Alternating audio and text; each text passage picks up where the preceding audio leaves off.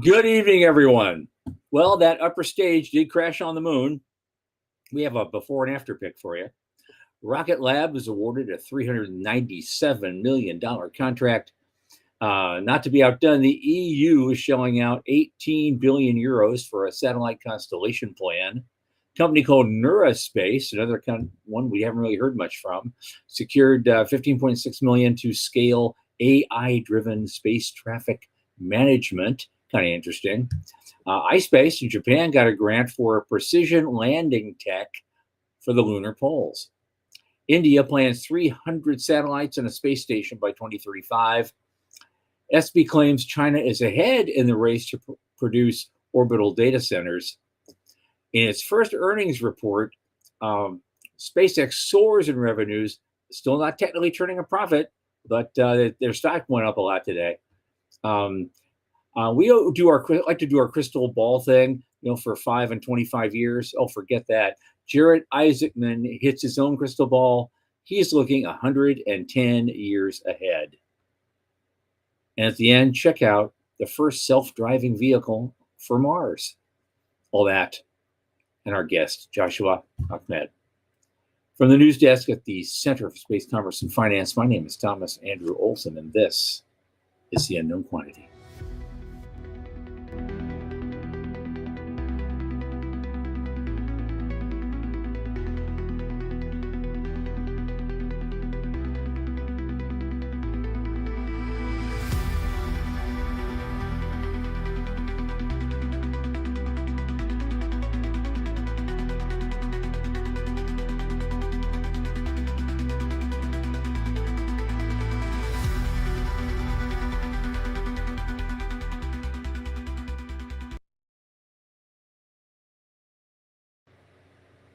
And as you know, this program is brought to you by the Center for Space Commerce and Finance. What do? We champion and strengthen emerging space startups and space-adjacent enterprises worldwide through advisory, access, and advocacy. Our legendary pitch events and world-class boot camps fortify startups to be better investor-ready.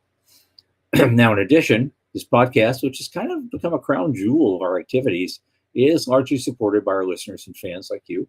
So just go to cscf.space/support, click that Plains Day donate button, $10, $25, $50, $100 even.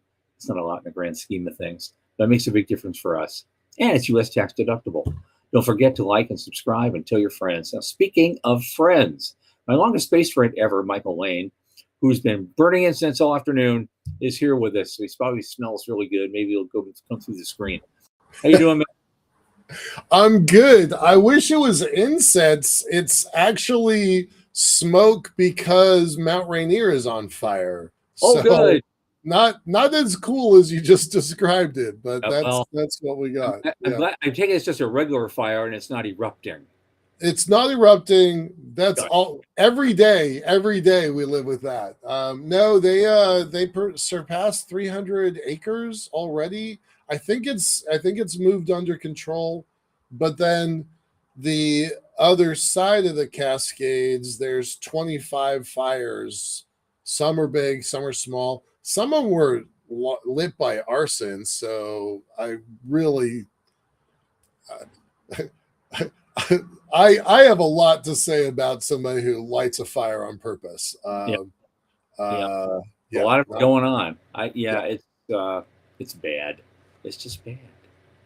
Dallas is asking an odd question. Why did I hear repeats during Tom's intro? I don't know what that means, Dallas, but I appreciate the comment. Could you send Sean kind of a detailed, are you getting echoes or what does that mean? And I don't know the answer to that. So can you just send Sean like this? Yes, Sean is saying we did not hear that, so we don't know what you're talking about, Dallas. But thanks for the heads up. If there's a problem, we'd like to know about it. Absolutely. Yeah. All right. What's going on, man? Where do you want to start? Let's dive the heck in. What do we? I'm going to turn this down just a little bit, just in case. And okay. Well, again, a SpaceX rocket crashed into the moon, and there happened to be a Korean satellite that got a picture of it. Mm-hmm. And on this thing, you can see about in the middle of the page, it's Korea Aerospace Research Institute. And on the left is the before, and on the right is the after, exactly the same spot. So that thing splatted and strewed stuff all over the place. Look at that. Right. Yeah. Yeah, that's pretty neat. I think that's pretty neat. 5,400 miles. Is it miles? Kilometers? Yep. 5,400 miles per hour. Yeah. So far as I know, they haven't been able to get any spectrographic analysis. Does anybody know different from that? That's what I saw I do not. Saturday. Yeah. I want them to get some spectrographic analysis. I hope that somebody in the world is pointing the right camera at that thing. Yep. We need to get science, more science. You know, if you're going to throw a thing like that at the moon, get some science out of it. You know what I mean? Yeah. Yeah. And it's the plume. So NASA estimates the impact carved out a crater roughly 60 feet wide and 12 feet deep. I didn't think there was that much mass in the remains of that rocket. I was pretty surprised by that. It's all about the speed. Yeah. That's because there are little tiny pieces of space debris floating around in Earth orbit, and if it's coming 17,500 miles an hour at you, and you're going towards it, you know, that impact does something tremendous, even though it only weighs like 7 grams. Right. You know, yeah. It's all about the motion. Yeah. Fingers crossed that's not a normal thing. And it does make me wonder about the future of Blue Origin's missions to the moon, other SpaceX missions to the moon, Intuitive. We have to dig up the history too. There must have been at least one Apollo era upper stage that got that far. Yeah. I want to look that. I'm curious now. I want to look that up. You know who might have that answer is Michelle Hanlon and her For All Moonkind archive. Mm-hmm. Dallas is saying maybe he caused it, but he'll tell Sean. So okay. Thanks, appreciate it. I don't know if anybody else heard a weird wobble. Jonathan did not. So okay, cool. Okay. All right. Cool, even better. Hey, now we space and money. Here we are. Here's some money. Ready? Rocket Lab got a $397 million contract to build and launch flatelites. I love that term. Yep. For U.S. Space Force's Space-Based Airborne Moving Target Indicator Program. That is a mouthful, but so is $397 million. So, hey, I'll spout that mouthful all day long for that money. Right. Yeah. We talked about this last week or the week before. Maybe it was Monday last week early. What I thought was really interesting was this photo of, they're calling it flatelites. That's kind of a lame-o term. I'm calling them IKEA sets because that tells the story, right? That tells the story. IKEA. But there's no guy out there with that little tool that comes with the IKEA thing trying to screw that thing in, Yep. The little wrench and the Allen wrench. Little wrench. Yeah. But I think this is super cool, and this is overdue tech as far as I'm concerned. Yeah. So they started working on this about last year. Remember when we had our first interview with Dr. Mark Levinson about the box, and we started talking about standardization? Beck and his team came out with the Flatellite IKEA sat just a few weeks after that conversation. So, well, and that's what got spit out of Starship 13, essentially. Similar. Top of the arc, they were spitting out little Flatellite things, like 20 of them. Yep. New form factor, pretty cool stuff. $400 million. Good job, Rocket Lab. Barely moved their stock though. It's down. Yeah. So I don't understand the stock market anymore. I'm just gonna admit that. I don't understand how they make the decisions that they make. No. But cool. All right, moving on. What Not else? to be outdone, the EU is spending 18 billion for their own satellite constellation plan. I guess just a Spanish firm got a key role with them. And the first launches are slated for 2029. And so this is supposed to be the beginning of their answer to Starlink. Right. They call it Infrastructure for Resilience, Interconnectivity, and Security by Satellite, IRIS-2. And so I know IRIS-2, they just added a whole bunch of new satellites to that plan. Just the other day, they made an announcement about that, which I did not include here for obvious reason. But again, it's more about the sovereignty thing. Yeah, I mean, how many times can you say sovereignty in the last year? The deal's tied to the Commission reaching an implementation agreement with Space Rise Consortium, made up of operators of Eutelsat from France, Hispasat in Spain, and SES Global in Luxembourg. Right. That's why. Well, SES I figured, but Hispasat I know them too. So yeah. I got to tour Hispasat at ISU all the way back in 2008. Fascinating organization. Yeah. Pretty neat stuff. Yeah. Okay. Their ground station element, that's what Hispasat was doing, was a lot of ground station when I was there. Valued at $1.85 billion. So 10% of this thing is the ground station. Yeah. Which I think we never talk about ground stations enough. Which isn't bad when you think of it. Only 10% of it is going to the ground station. That's pretty good. Yeah. Okay. I am going to point out one more thing on this super quick. They're going to very low Earth orbit, and I've been talking about VLEO for months now.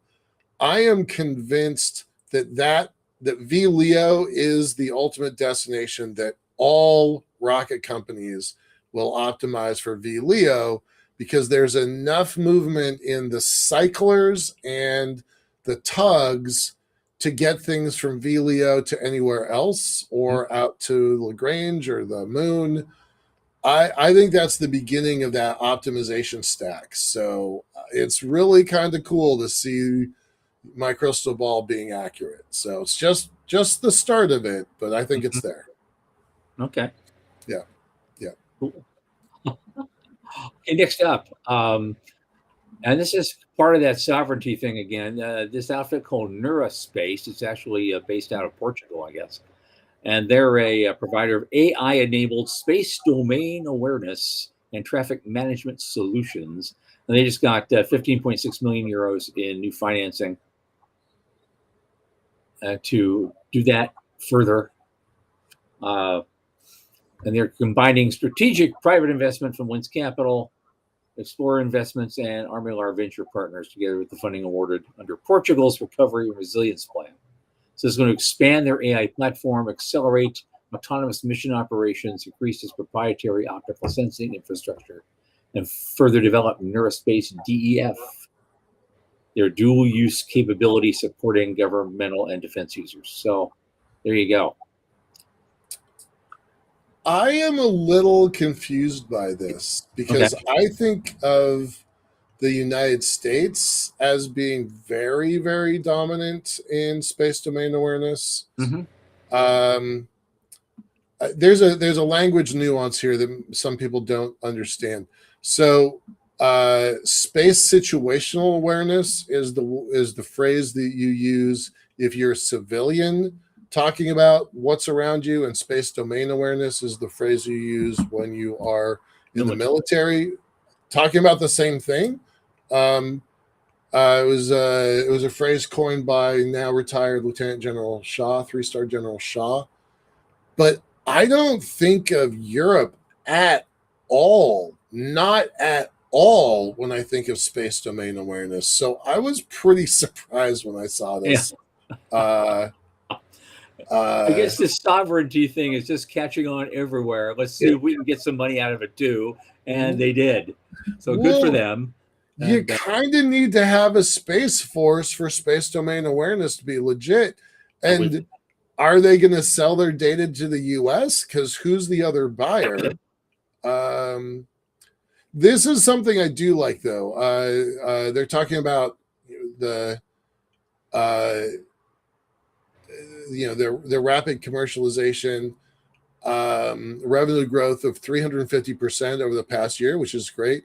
The company monitors more than 600 satellites operated by commercial and institutional customers, including one of our favorites, Spire Global, Geosat, Nano Avionics, Sidious Space, and U-Space, and the European Space Agency. So, I don't entirely understand what it is that they're doing that's different from other things. So, but they have a fancy screen with a lot of fancy stuff on it, and it looks all cool and sciencey and techy. Yeah, they do. I can make a very similar graph in about 45 minutes. So that, with AI, punch it up. Hey, there you go. They could have done that. I don't know. Next up, real quick, and maybe somebody can figure out the exchange rate between yen and dollars. So iSpace got a grant for high precision landing technology in the lunar polar regions under phase 2 of the Space Strategy Fund program administered by JAXA.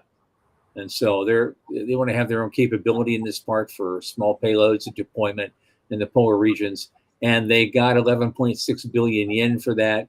I guess the maximum grant amount is 20 billion. So 11.6 billion. That's still, I don't know what that is in millions of US dollars, but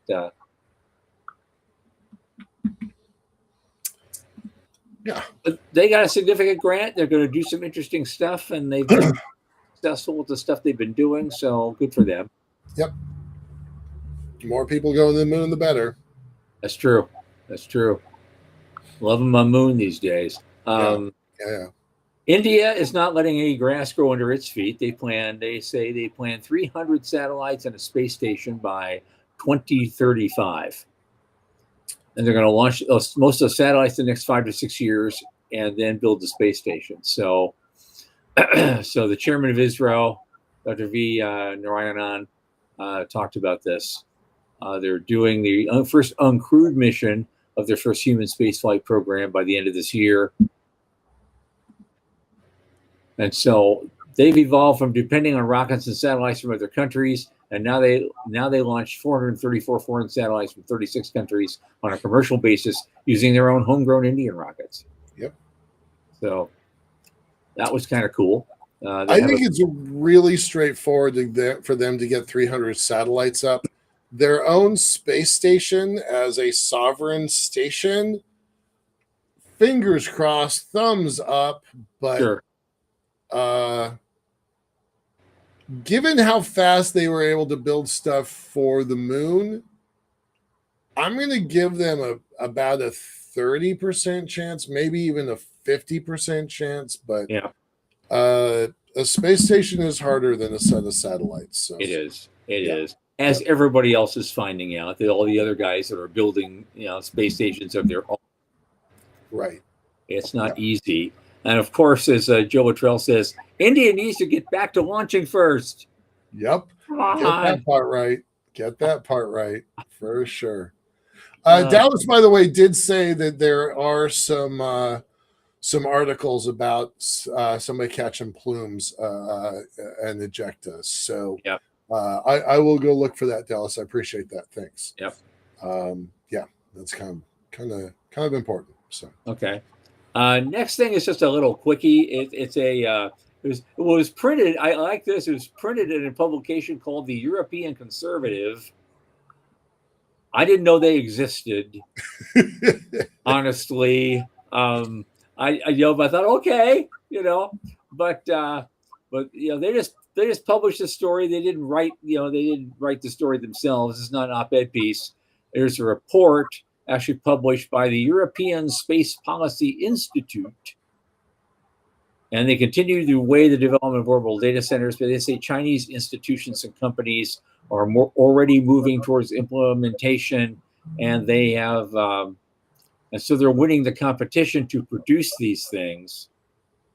And they call the EU's laggard response, they may end up renting such facilities from China. So it's not a direct heads-up competition they're talking about between, say, China and the US. It's what the EU's coming up with. That may not work out for them. Definitely it might not work out for Europe. For sure they're behind. But I would question this claim about this is their quote. I'm just going to read it. This sluggish activity they're comparing to Europe. This sluggish activity compares unfavorably with just one Chinese startup, ADA Space, which, working with research institution Zhejiang Lab and outperforming its domestic competitors, deployed its first 12 satellites in May 2025. These devices are intended to form the first part of a proposed 2,800 strong network, all with orbital data center hosting capability. You know what? I would be hard pressed to believe that is better than what Starship launched just a few weeks ago. Mm-hmm. And so far as I know, the only thing that's gone up as real data centers are all just single chip tests. Mm-hmm. I don't think even somebody's put up a quad core satellite, let alone an actual data center. So this very much feels like agenda driven reporting. I'm very skeptical with what I'm reading. As Sean just posted in the background, he says, "Yeah, depends on your definition of an orbital data center." Right. That's not clear. Right. We don't know if we're on the same page with these guys or not. We've had Philip on our show at Star Cloud, and Ahmed, our guest, and I are going to go do a tour of Star Cloud in a couple weeks at the end of the month. Cool. So super looking forward to that. But even the most advanced company in the world working on data centers has not got even a flying toaster up yet. Yeah. So I'm gonna have some skepticism about this article. Yeah. I do think Europe needs to get in the game because they are not in the game. Okay. So they are behind. All right. We got 3 things to go, and I want to whip through them quickly. The first thing, we're going to talk about this next topic more anyway as the weeks go by because of all the cashing out that's going to be happening. But as of right now, SpaceX revenue is they had their first quarterly report. Mm-hmm. And so while revenue's way up, they haven't made a profit yet. Yep. But nevertheless, that didn't stop the stock from going to 138 today. Right. At the close. It got down, 108 or something when we were talking about it? 108 is the lowest that I saw it at. Yep. That was Wednesday last week or Tuesday last week. Yep.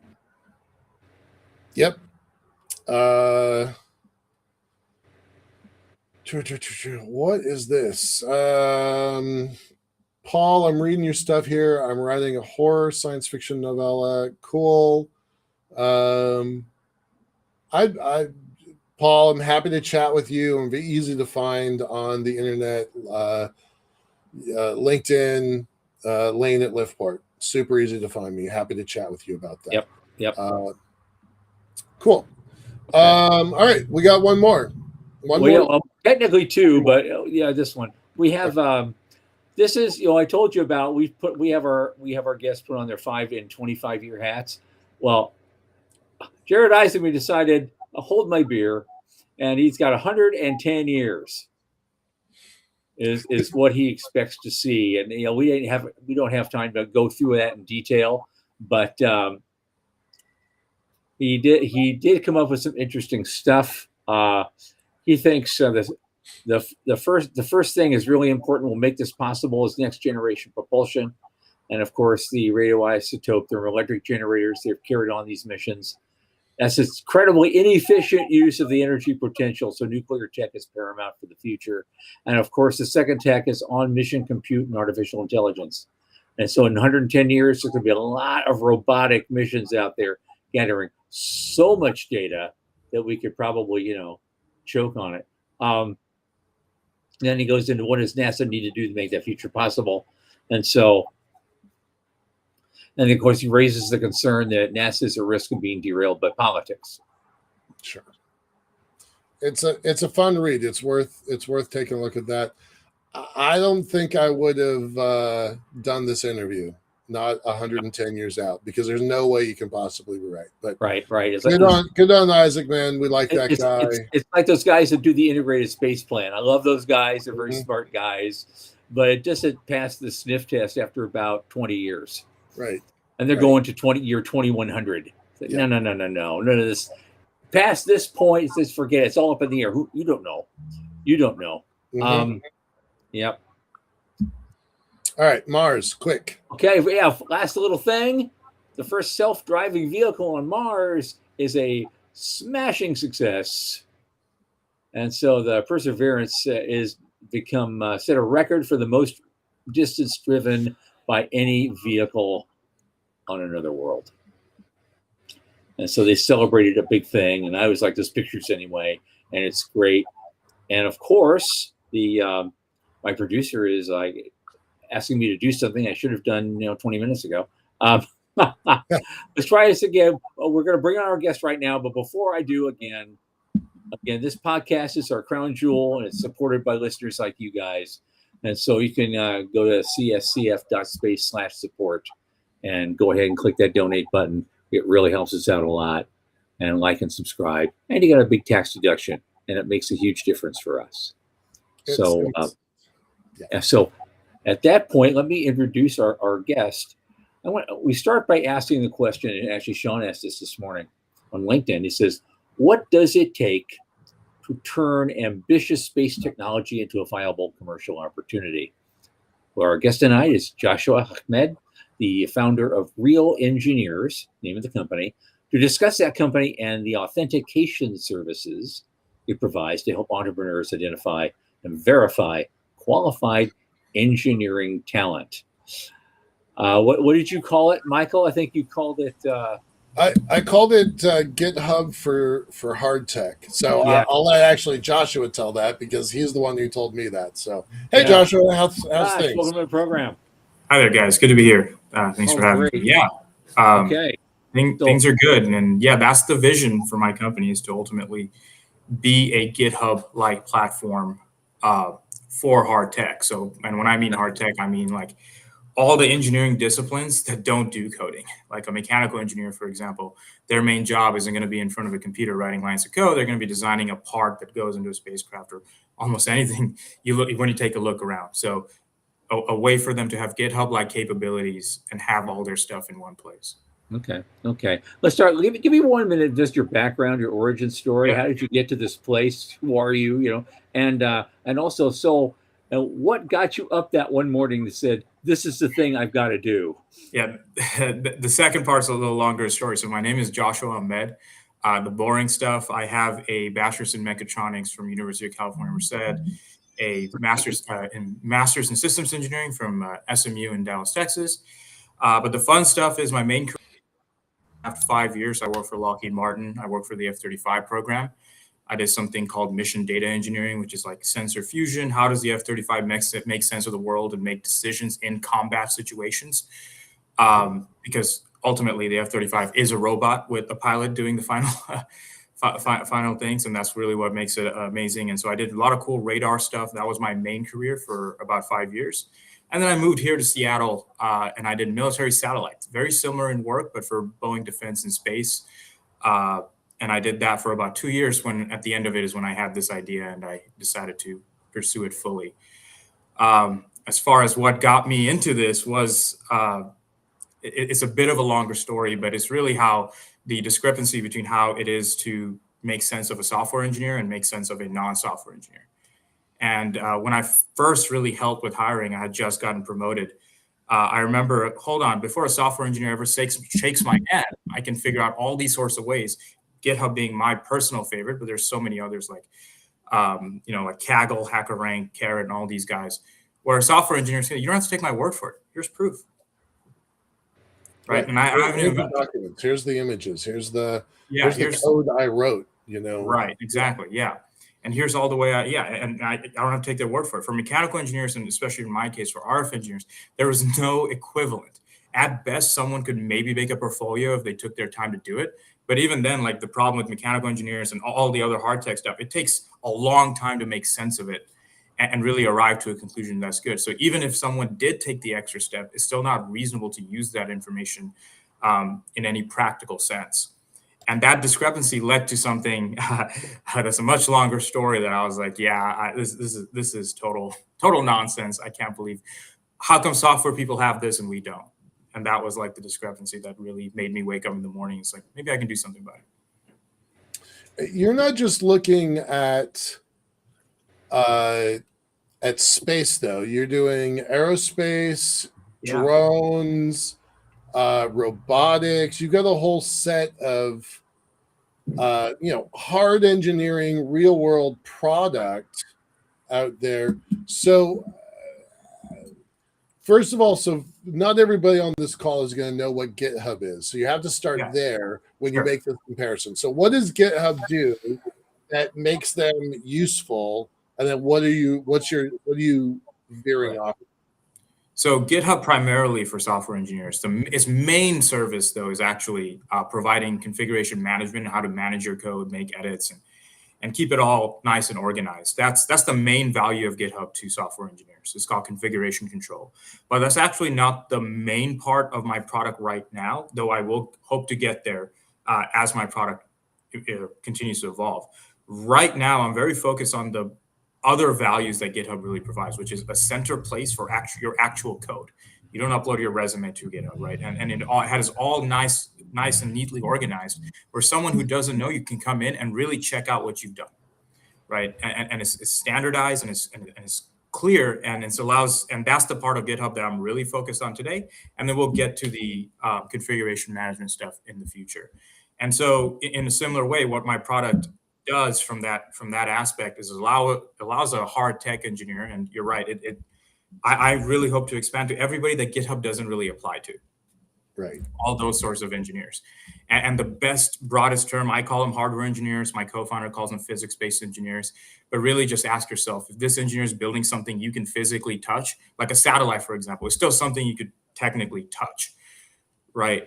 My product applies to them. And it allows for them to really upload all their work that is shareable or right down to that line and keep it in a standardized form. And then and this is where the only part AI comes in. It allows an employer to make sense of that and go, oh, wow, that was really cool. That's actually really relevant to what I'm doing, even though none of the keywords match, giving that engineer a better way to prove himself and an employer a better way to dissect that information without spending their expensive time, right? Usually the people on the employer side are actually like a CTO of a startup, or the high-ranking hiring manager, or like, the lead engineer or something whose time is already super valuable just keeping the project running. For just kind of to understand, I don't have stats for the whole industry, but in Washington State, there's a guy named Stan Scholl who is paid by the state of Washington to track the number of open positions in the space sector. And I don't know what his number is today, but it's typically between 15 and 1900 open positions, because this industry is constantly starved for talent to fill positions that we need to make birds fly, to make these satellites fly. And so you sit with real engineers in between. There's the list. All the companies have it. Stoke has it. Blue Origin has it. Amazon Leo, of course, Starlink. Everybody has these lists of open roles, and then you could sit in the middle there before it gets to the hiring manager and say, oh, I've evaluated these 5 people. Really, only one is a rock star, 2 are adequate, and you want to ignore the other 2, right? That's the role that Real Engineers is kind of playing, right? Yes, but there's some nuance to that. We don't directly tell you someone is better, someone's a rock star, because number one, like one of the things we don't do is we don't do the what I call Joshua is a nice guy analysis, right? We don't do the like my product won't say, hey, look, if I figured it out, I looked at his stuff. You're really going to enjoy having a beer and having Josh on your team, and he's going to be a great team player. We don't do that. What we really do is called scientific relevance. And so we match things that are verifiable and scientifically provable that, hey, this guy's background matches, this guy's scientific work he's done or his background matches with the problems or the skill set you're looking for. And that is verifiable down, no matter how much you don't personally like me, my output will still be verifiable in that case. So we don't directly tell you X is better than Y or this person's a rock star. We just say, hey, this guy's back because of X, Y, and Z reasons, they match more. And so, a good example of that, you said, about 1900, and they often have a hard time finding the niche talent. And sometimes it's because they're only looking for, for many reasons for this problem. It's like, well, we need someone else from the space industry, and we need someone else that's like, well, there's only so many. But I actually break it down into the down to earth, like scientific concepts and problems they need. And then I match it again with the scientific concepts they need. So for example, it's not a space example, but with my radar work for the F-35, I work with the one-way radar range equation a lot, right? Like what is the distance coming in and how far away is that target? And so if you were to put my common keywords, LinkedIn profiles, and all that in front of a naval warfare specialist for submarines doing sonar algorithms, well, just on those keywords, unless the manager's really feeling like doing the research that day, they had all their coffee and all that stuff, and they connect the dots, they go like, wait a minute. Actually, if you just substitute the speed of light for the speed of sound, the equations are fundamentally the same, even though none of RF engineering and sonar, there's so many different keywords. And so you can see there, that's an obvious example of where the science matches, but the top level keywords, like my actual title was mission systems engineer, not sonar algorithm, right? All those things don't match, but the science matches. And so in that way, you can imagine how many of those things go unmatched. And so in that way, we match that underneath scientific concepts, which is verifiable. And then that sonar guy can say, hey, I don't really like Josh's personality, but that fact is still going to be true. And that's what we match and say, hey, so this is why number 1 and number 2 are a pretty good fit, because they're exactly the problem you're looking for. I'm gonna highlight Dallas and also shout out to Joe and John. Take a look. I put the link up there. Dallas Real Engineers is live, but Dallas comes from I don't know. I think he worked at Boeing for 600 or 700 years. I think he was there when they founded Boeing, if I remember right correctly. But he has hired quite a few people in his career. He's come on our show several times. I'm a big fan of Dallas. He knows that. And he now works at Stellar World and Offworld building hardware for the moon. So, his first question is the product available? And if not, when? So how do you want to answer that? Yeah, we are accepting paid pilots right now. So it is not available to everybody that comes in. We hope to get there at some point. But right now, if you, just hit me up. We'll accept paid pilots. And that's where we are. We take every client in because we're still improving the core of our product, the scientific relevance. But yeah, it is available. Just have to ask you. Yeah.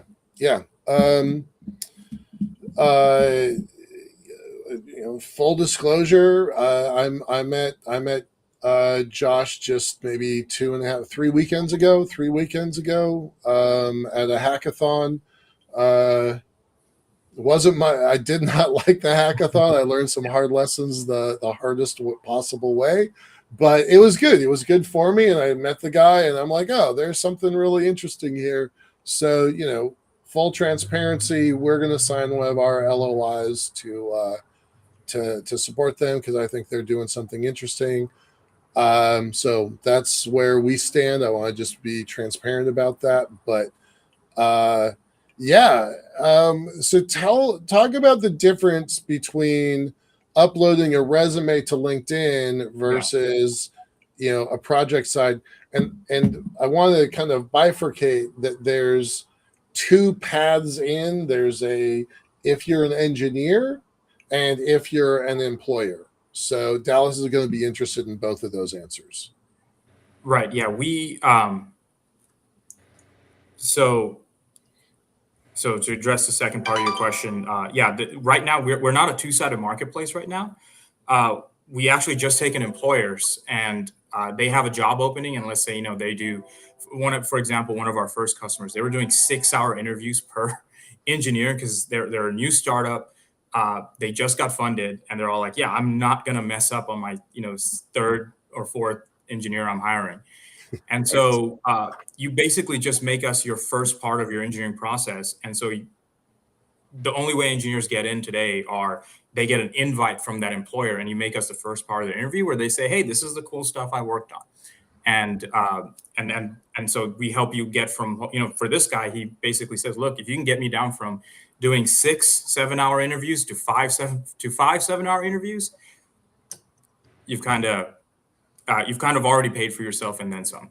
So we're really just focused on the employer side right now, and hopefully, eventually we hope to get to the point where engineers are like, oh, let me get ahead of the boat and fill it out early, which is partially what makes it, which is partially now going towards my ultimate vision of GitHub for hardware engineers. Cool. Hopefully that answers Dallas's questions. Tom, did you have something? Yeah, I'm always trying to look at things at the 50,000 foot level. And what's kind of emerging listening to you is really another way to problem solve. You're trying to, because everybody in their business and their entrepreneurial work, they have a burning problem that they're trying to solve. And in case of some companies, they have lots of little burning problems that they have to solve. And what you're trying to develop is a better way for everybody to connect and find a way to get those burning problems solved. Yeah, that's right. I'm not trying to say resumes are bad or anything. I think they're a useful tool and they've served as a useful tool for a long time. Yeah. I think fundamentally what AI has with this emerging technology, and that's why I've focused on what can be verified. That's what real engineers is really focused, the scientific congruence that can be verified. And that's a lot harder to get off of 4 bullet points, right? Again, going back to my sonar example, the moment I said my actual title at Lockheed Martin was actually mission systems engineer. What does that mean outside of Lockheed Martin? Right? No one can tell what that means. It means one thing, and I have friends that work at other companies, and they're like, oh, I have the same title, and they tell me about their job. It's like completely different. But wait, we have the same title, right? And so it really gets, it's not replacing the resume today. What it's really doing is adding another layer to add more information without adding the burden of, oh yeah, here's another book for you to read, Mr. Hiring Manager, right? And so one of the best compliments one of my first customers gave me was, using your tool to read a candidate's profile for about 5 minutes felt like the first hour of the interview. And so, and if you've ever been in a big hardware engineering interview, the first hour is just like, okay, so you're an RF engineer. Okay, exactly what kind? Are you a signal analysis guy? And you're just digging deep, like, okay, where do the matches happen? And we completely take that away. And so very well where someone fits and where someone does. And so the most exciting things for us have been the people that they were normally going to reject, but because of their real engineer's profile go, oh my God, wait, that is something very close to what we do, even though none of the keywords match, and then they become on top of the list. Those have been the things we're most proud of. So we're more like a supplement right now that really, it's like a secret ingredient to your sauce that makes it way better than it is a replacement for anything right now. Mm-hmm. So how do you make money? There you go. Yeah, we make money by charging the employers. It's free for engineers. Okay. We have taken a lot of inspiration from because software has had this capability. That's the thing. Like, you guys talk about space, but to me, like the hardware engineering world as a whole, which space is a big part of, is always like 5 or 4 steps, a little bit behind software. And software has had this capability for a long time. There's companies like HackerRank, Carrot, GitHub, my favorite one, right? Like I said before, where a software engineer and even an employer can say, hey, HackerRank being a good example, look, we can't interview everybody. Some of you have good pedigree, some of you don't. I'm going to pay HackerRank money, and they're going to send you a test, and I don't do tests, but it's a much better way where a software engineer can prove, hey, look how good of a coder I am outside of my resume. And so we took a lot of inspiration from that model where an employer would pay us. Right now, we're charging about $3.99 to $4.99, and you basically get a link and saying, hey, 50 engineers that all look amazing on paper, please fill out your real engineer's profile. And then you hit that button and that 5-minute to 1 hour quote, and you figure out who those are. And we've been proud to say, like, we have changed the list, right? For our experiments, we go, okay, you don't have our product. Who are your top 10? And then you use us, and those top 10 changes, not because you like the person, but because of some, for us, it's been like a undeniable scientific fact or scientific congruence that really is relevant to that employer. That's really, really important. And so let's dig into that for a second. So you went to a company, you said stack rank these, these are our top 3 out of these 10. You put them through your system, and you came up with a different top 3. Yeah. What happened then? Did they? Yeah, one of my absolute favorite examples. So we were doing top 5. Okay. And we went with the things like, okay, you don't have to do 5 8-hour interviews. You can do 4 because of our thing. It's like, okay, you know what? But since so they paid for our product and they sent it to their top 20. Okay. And say good luck. And we were just saying, all right, this top 5, are they going to be the same top 5? Right. That was part of the experiment. And so they figured out, and the guy who was like not even in the top 5, he was like top, I don't know, maybe like 9th or 10th. He uploaded a CAD file and a system of how he applied military standard something 3.8 something, right? And he just showed how he applied it. And so my system caught that, hold on, one of your requirements for their robotics product, it had to survive a lot of vibration environments where it was going to be rocked a lot. Mm-hmm. And that was the one thing they were having trouble passing in their testing. And so the guy never put, I do vibration testing or anything. He said, look, here's a big application of my military standard, blah, blah, blah, which turned out to be a military standard for vibration suspension testing for Humvees. Mm-hmm. Which was even a harder version of the problem they were solving. And so there were 0 keywords matching. And then so they went like, hold on, I was going to do 5 interviews, but I'm actually going to interview this guy. So we took him to the 6th spot, and they actually increased the number of interviews they were going to do because they're like, that is the problem I'm having today. And he's already solved it and applied it in a military setting. They're not a military company, so I can't let this guy pass. And so that's one of my favorite examples of how we changed it. And so he was, and we're happy to say that. I think that guy did get hired, and he was like, solve my problem right now. Apply that standard, get me past vibration testing. Very cool. Very cool story. Tom? Of course, our friend Dallas here wants to drill down just a little bit. Sure. Very basic. Says, when you say you charge the employer $3 to $4.99, what do they actually get for that? They get to hit one button, and they get a curated list of who those top, however many you want out of us, top 10, top 15, and then a report for each saying, hey, this is how they fit the scientific relevance you're looking for. And so it really helps you make that decision. So you can think of a stack rank, a list that you can double click into to figure out, oh, wow, that's how he matches. And if you can take the extra step of saying, okay, this is how I can poke into them to see if they're full of nonsense or not. Yeah. Again, very similar. Again, my inspiration being HackerRank. That's basically what HackerRank does. They Mhm. send them a test, and then the employer gets, hey, here are the people who got an A+. And so it saves them time, and so they can do less interviews. You don't have a lot of individuals that have filled out profiles yet. So in Dallas's case, he would have to send the individuals to your system, upload a profile, do the work of setting up the profile, and then you would evaluate them. You can't just evaluate them in the wild, right? They have to go through and set up. Yeah, because we're not scraping the websites and things like that. And so it's actually, at first we thought that was a negative too, but we realized, like, hold on, even if we had like 20,000 engineers on the platform, if Dallas doesn't have the 6 engineers he cares about, my platform's useless. Yeah. Right. So it becomes a way to, again, like, we found our best use case is not like in the beginning of the hire process or not at the end. It's right before you figure out, who do I spend my valuable time interviewing? So if you just make us your first phase, like right after the binary outputs, like, hey, are you willing to move to Washington? No. Okay. That guy is, yeah, right. Right after that, when you have that list, that's when you ask them to fill out a real engineer's profile. So relative to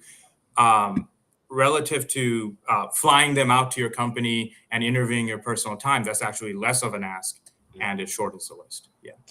To be really clear, Dallas, they are not a recruiter. I actually thought they were a recruiter organization when I first met Joshua. I thought they were a recruiter. They're definitely not. So they're not looking for candidates. That's not their role. Their job, what they're going to do is, when you have found 5, 10, 15, 20, 300, they evaluate and shrink the list once you put in. Is that clear, Dallas?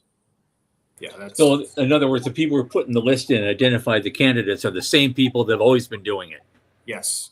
Yeah. At your customers, Right. So at a big company, that would be HR, but again, just like in HackerRank, starting just like HackerRank, trying to get the process. So yeah. Good. Yep. Yeah. Right. Dallas, I would really recommend just talking directly to Josh. I put his stuff into LinkedIn, and I put his LinkedIn link and the company link in the list. But and that's so the list is honestly one of the problems we solve, right? Because one of our first companies that worked for us, they put a job on LinkedIn, in the first 24 hours they have 300 applicants. Yeah. Right. So yeah.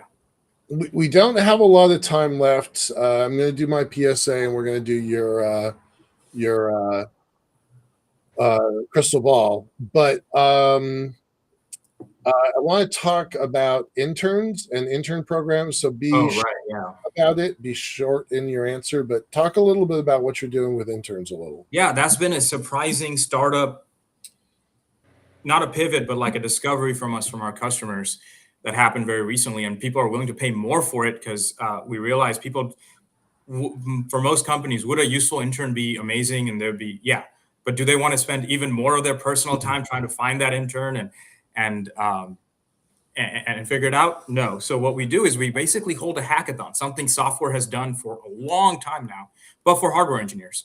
And so the company comes with us with like a generic version of the problem they're already having, a technical problem. And so for about right now, for about $1,000, we go out to your local universities and hold a hackathon. It takes about 2 to 3 weeks, and we make this, hey, this is the problem this company is having.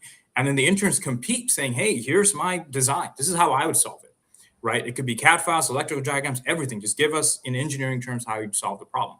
And that turns down to like almost a gigabyte worth of engineering materials.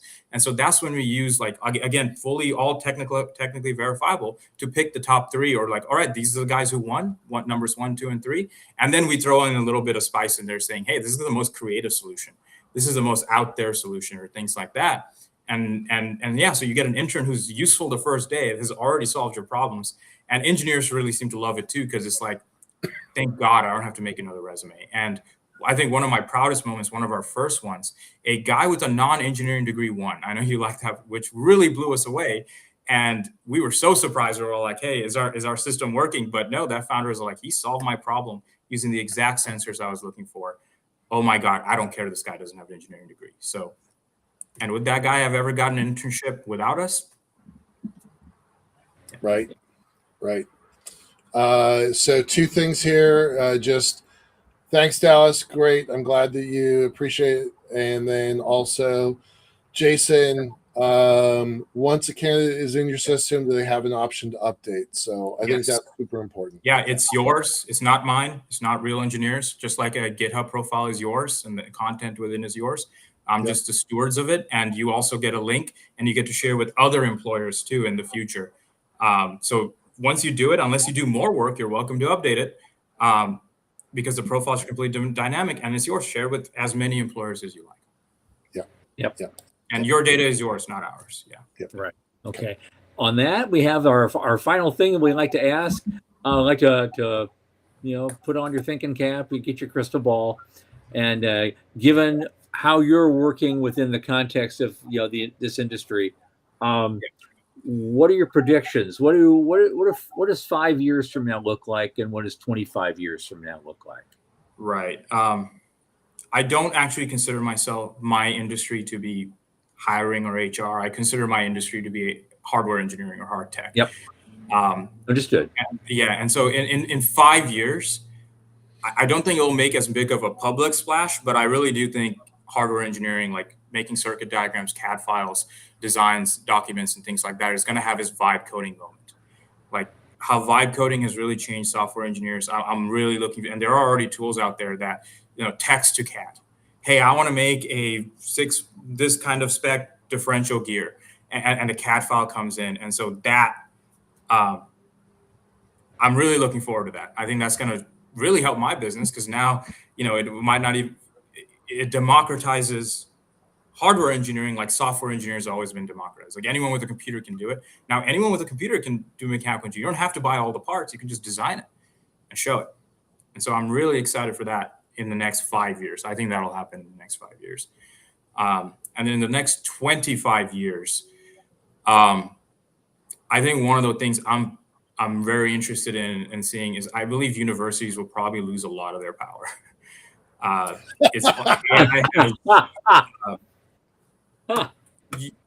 And you see this you already see this in the software world. No one laughs. Like you see coding dojos, for example, right? Where you don't even have to go get a software engineering degree. Just get the coding dojo and then show on GitHub, look what I made. And there was a story, I think SpaceX hired a 14-year-old straight out of college because his GitHub and what he made was so amazing they didn't care. Right? Yep. You don't hear that many as many stories in the hardware engineering world. It's like, no, I'm sorry, if you didn't get a mechanical engineering degree, we're not even going to really consider you. So, and universities have always had such a monopoly on knowledge, and they have lost it since the beginning of the internet. And the only thing they kind of have left is like, look, trust our credentials. We made this guy go through the loops. Right. And so I think companies like mine, HackerRank, Kaggle, Carrot, and a lot of these other companies, I'm not sure how it will affect all industries, but in my industry, as things like mine keep coming up where someone can show without credentials, here is proof that I'm a good engineer, that's undeniable, just like the story with the intern, how a non-engineer won the first hackathon. Mm-hmm. I think that will be very interesting what universities look like 25 years from now. Interesting. Yeah. So real engineer stamp of approval if they've got the chops. I like that. It's not, we don't stamp them, right? It's your own verifiable metrics against that engineer. We're just the medium. Yeah. But I like to comment from our friend at spacetv.net. He said, sounds like the people who build the first space elevator will come together via real engineers. I think that might be true. I think one of my favorite quotes about that is actually like Elon in one of his podcasts said, I named Tesla after Nikola Tesla. And I wonder if Tesla was born today and applied to my company, would I interview him? And he went, probably not. Because we have a conventional background and AC current wasn't a thing. And if you were to talk about it, everyone would be like, what are you talking about, dude? Goodbye. Right. In fact, that's why you became an entrepreneur. In my dream world, the future Nikola Tesla would be like, no, here's what I built in my garage. And everyone would go, I don't care you have a college degree. Yeah. Right on. All right. Thanks a lot, sir. Appreciate it. And on that, Joshua, Ahmed, founder of Real Engineers. I wish you fame and fortune. I think you've got a really interesting idea, and you're going to go places with it. I Thank just you very much, guys. like this. Hopefully, have you on again sometime, and you can show us your progress. Thank you very much, guys. Have a great one. Okay, nice to see you. Come again. Now, Michael, before we go, I understand you have a PSA for us. I'm going to be really, really brief. About a week and a half ago, a very large Japanese conglomerate came to us and asked us questions about the future of the lunar elevator, specifically focused on materials. So this is Nitto Denko, NITTO.com. And they wanted to understand our material requirements. It was their group down in San Diego, Oceanside, that was looking for the future. What do we need? I told them unobtainium. And what do we need for the lunar elevator? Turns out it was a great conversation. We've got some other conversations coming, but as a result of that conversation, we're going to host a very informal, but I think dense packed meeting. We're calling it a forum. The full name is the Cislunar Economy Requirements Forum. So bringing in together about a dozen space companies to talk about what they need now, what they need in 5 years, and what they need in 10 years. I think it's going to be a kind of a big deal. Definitely shout out to Dallas. I want you to be there. It's going to be Tuesday. Because we're having to deal with Osaka time, it starts at 8 a.m. in Japan, 4 p.m. Pacific, 7 p.m. Eastern. And because we might have some folks from both Lisbon and Lagos, it'll be 1 o'clock in the morning for them. Right. So for Japan, it's actually 8 a.m. Wednesday. It is, yes. And for Europe, it's also Wednesday, but for America, it's Tuesday. So that's what we got. So you'll find those links on our YouTube channel, youtube.com/liftport, and look for it in our LinkedIn channel as well. Love to have you there. I can't, Jason, I can't announce that one yet. I know I want to, but I'm not going to. So we may have some interesting surprise guests, but I'm not going to put them on the spot yet because I haven't got them confirmed. But going to be a good show. Definitely want people to come. So that's it. That's all I got. Thanks a lot. Okay. Thanks, man. I'll help you promote it too any way I can on my different channels. Okay. Thursday, we'll be back with all the latest news, maybe a guest, some hard-hitting commentary, and of course, sprinkle with the occasional tomfoolery. It'll be 8 p.m. Eastern, as always. And for Sean Key, for Michael Lane, I remain Thomas Andrew Olson. Keep watching the skies.